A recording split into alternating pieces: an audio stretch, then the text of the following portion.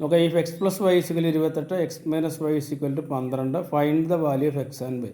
ഇങ്ങനെ കിട്ടിക്കഴിഞ്ഞാൽ നമ്മൾ ചെയ്യുന്നത് ഇവ തമ്മിൽ കൂട്ടുകയോ കുറയ്ക്കുകയാണ് ചെയ്യുന്നത്. ഇപ്പോൾ നമ്മളത് കൂട്ടിയാലോ, കൂട്ടിക്കഴിഞ്ഞാൽ എക്സ് പ്ലസ് എക്സ് എന്ന് പറയുന്നത് 2x ആയിരിക്കും.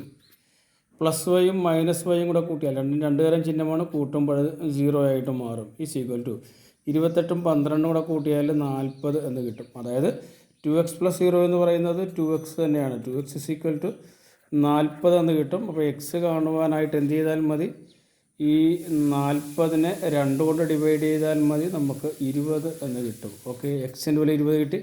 വൈയുടെ വില കാണുവാനായിട്ട് ഈ ഒരു ഇക്വേഷൻ നമുക്ക് എടുത്തെഴുതാം. എന്താണ്, x plus y is equal to 28. ഇതിൽ എക്സിൻ്റെ വില തന്നിട്ടുണ്ട്, എക്സിൻ്റെ വില 20 പ്ലസ് വൈ നമുക്ക് എഴുതാം ഈസ് ഈക്വൽ ടു 28.